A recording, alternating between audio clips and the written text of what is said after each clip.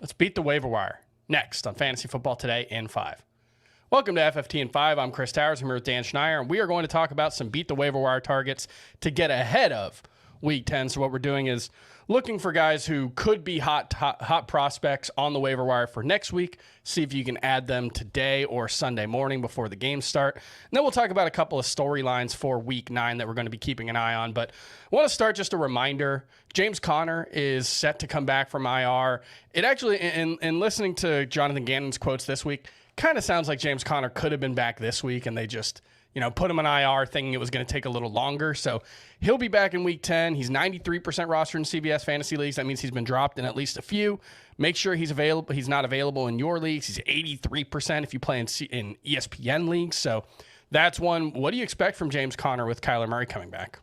Yeah, I think this offense still remains the same in the sense that it is effective in the run game. Their interior run blocking has been good all year.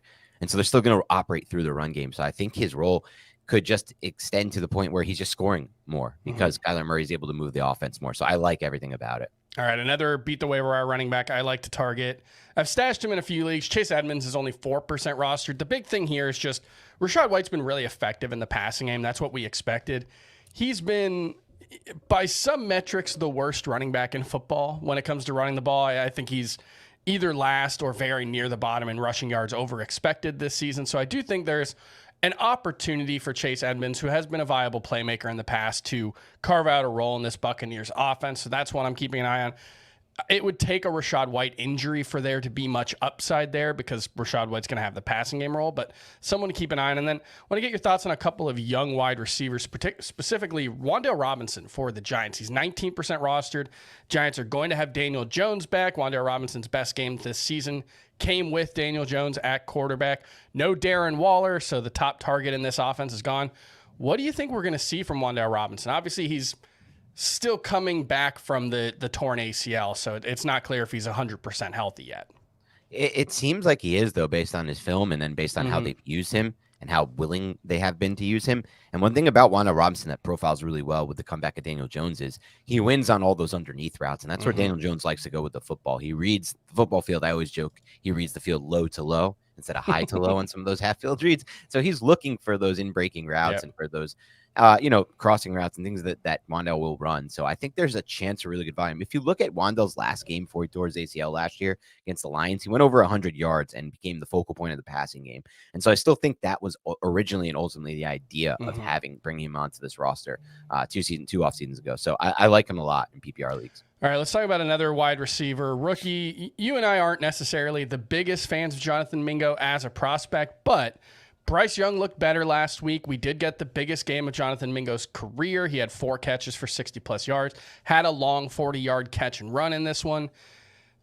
I think it depends. Adam Thielen's clearly the top guy in this offense, but after that, things remain wide open. If DJ Shark, he's dealing with an elbow injury, if he can't play or if he's limited, there's an opportunity for Jonathan Mingo to continue to grow here. So that's another one to keep in mind. And then we're going to talk about some quarterbacks now. And one of the storylines for Week 9 is just what do we think these backup quarterbacks are going to do, or the quarterbacks who got benched. There's by my count, if we count the 4 guys on bye, there are 14 Week 1 starting quarterback situations that are not available in Week 9. That's a lot. There's 32 teams in the league. I'll let you do the math on that one. But if you're looking for a long-term answer at quarterback, Russell Wilson was dropped in a few spots. He's down to 68% rostered. If you need a quarterback, it's worth keeping an eye on him. He has been efficient this season. The volume hasn't been there, but that's one to keep an eye on. And then we'll move on. Dan, what do you expect this Vikings offense to look like without Kirk Cousins? Obviously, we're expecting Josh Dobbs to be the starter in the long run, but Jaren Hall is going to get the start this week. And I kind of think the style is likely to be the same from Jaren Hall to Joshua Dobbs because they're both pretty athletic, not great athletes, but pretty athletic, so they'll run a little more than Cousins did. But what do you think this offense is going to look like? Obviously, gigantic downgrade. Gigantic downgrade. I think people who don't watch the tape don't realize how good Kirk Cousins actually is because he just never wins Super Bowls or goes on playoff runs, and that just shows how hard it is to even find quarterbacks in the NFL that you want to invest in. That's a whole nother topic, but the problem is no one is stylistically close to Cousins besides Nick Mullins, who I still think has a chance to potentially eventually take over, even though they traded for Dobbs. We'll see. See how fast Dobbs can pick up the offense. Yeah, Mullins on IR, so it's not clear when he'll be back. Right. And the thing is, Kevin O'Connell isn't, like you said, it's not going to stylistically change. Kevin O'Connell's not going to all of a sudden use 12 personnel and 13 personnel and get up there and run the football. That's not what he wants to do. He wants to throw the football. So someone of those guys is going to have to try to do it for him. I don't think Jaron Hall is going to be able to do it. It all depends to me on the game plan from the opposing defensive coordinator. If I was an opposing defensive coordinator, there's not even a chance in hell I wouldn't run cover 0. I wouldn't run all these blitzes because I've watched Jaron Hall and he's not going to be able to handle this pressure. So eventually you get in a starter like Dobbs who has the experience, or Mullins who has the experience, and you could hope for something. But I'm really worried about it. I had this conversation on the mailbag with Jamie. I'm not high on Addison this week because of this situation. We'll see what happens. I know what O'Connell wants to do, and he wants to keep throwing the football. I just don't know if these guys can do it for him. All right, and then we'll talk about the two situations where the quarterback was benched, not injured. We have the Falcons and Raiders benching their quarterbacks. Wow.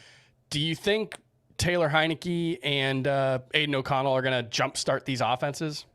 No, I don't, Chris. Look, Taylor Heineke's an interesting quarterback. He throws the seam a lot, which a lot of quarterbacks don't even try, and gets your receiver killed sometimes. But that could help Kyle Pitts theoretically. But I feel like the thing with Ritter is before the game he was benched, he had like multiple 300-yard games in 2 of the last 3 weeks. And that was, all we could expect, as good as we could expect from a passing game there. So I don't know how much room there is for growth on that one. And then if you want me to touch on O'Connell real quick. I think O'Connell, the biggest thing for me is just he can't be worse than Jimmy Garoppolo was last week. Right? I mean, kind of famous last words in the NFL is it can't be worse because things can always get worse. But Jimmy Garoppolo was really bad in week 8. Yes, he was. And O'Connell should be able to improve on that performance. I get the feeling this team is going to be very run heavy with Antonio Pierce as their interim head coach and rely on defense and rely on trying to grind out wins. We saw this with Jeff Saturday last year when he came in. We'll see. But I think this will help Josh Jacobs maybe the most. All right, that's going to do it for FFT and 5. We'll be back tomorrow to preview Week 9 and get your We'll be back tomorrow with more of the injuries for Week 9 and more sit questions. We'll see you then.